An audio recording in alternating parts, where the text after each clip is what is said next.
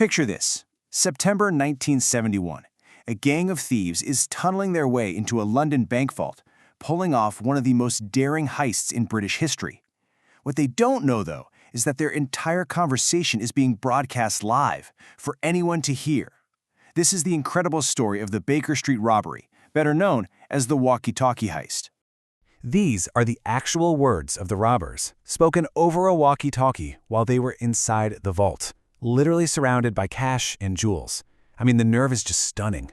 But the most incredible part isn't just that they were talking, it's that the person who overheard them was a total stranger, a radio hobbyist who just happened to be in the right place at the right time. And that's the million-dollar question we're digging into here. How on earth could the police have a live feed of a major crime in progress and still be totally powerless to stop it?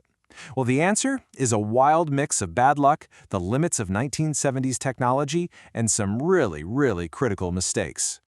So our story doesn't start with a detective or some kind of secret informant. Nope, it begins with a regular guy who was just trying to find some music before he went to bed.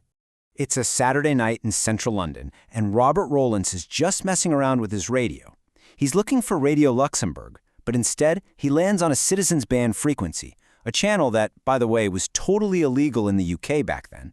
And what he heard wasn't music, it was chilling. Two guys arguing about fumes, about security guards, and a plan involving hundreds of thousands of pounds. Okay, so this timeline is just a chain of one missed opportunity after another. Rollins' first call to the local police at 11 p.m., they basically laughed him off, thought it was a prank. The officer on duty even casually told him, hey, if you're so sure, why don't you record it? So he did. By 1 a.m., he's totally convinced he's listening to a bank job, so he calls the famous Scotland Yard. They finally take him seriously, but by then, the thieves had a massive head start. With Scotland Yard now listening in, a massive game of cat and mouse kicked off across London. The police were the cat, sure, but they were a cat wearing a blindfold. So here's the absolute heart of the problem. They had the voices, but they had no idea where the voices were coming from. Remember, this was 1971. There's no GPS. Short-range radio signals like these would just bounce off all the buildings in London, creating echoes and totally confusing readings. It was the perfect crime for its time, really, because it exploited this huge technological blind spot.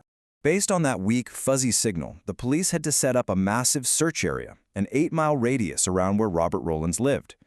Think about that for a second. That's a search zone covering over 200 square miles of one of the busiest cities on Earth. And inside that enormous circle, 750 banks. 750. You can just imagine the chaos. Trying to get managers and security guards out of bed on a quiet Sunday to go and check every single one, all while the clock is ticking and they can still hear the robbers chatting away. It was a logistical nightmare. And here it is, the most tragic, ironic part of the whole manhunt.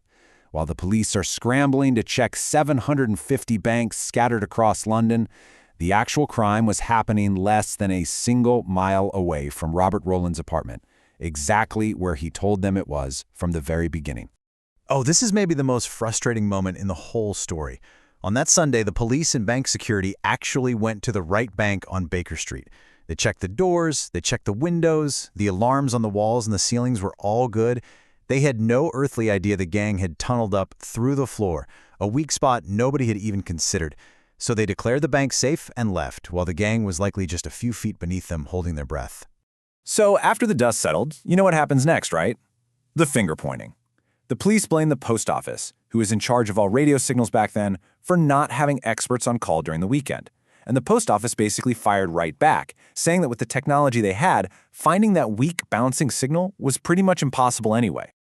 Come Monday morning, as London gets back to business, the true scale of the failure and the gang's incredible success was finally about to be revealed. When the bank manager opened that vault, he was greeted with total devastation.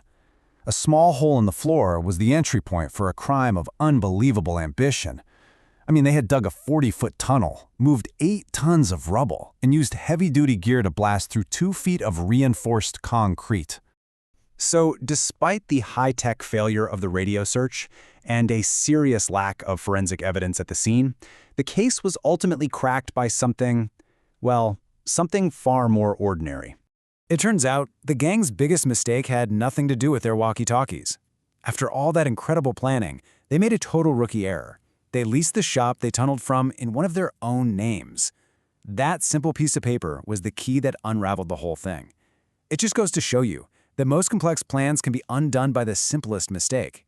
So, with the arrests made, the case moves into its final chapter, the trial, the sentences, and the enduring mysteries that are still talked about to this day.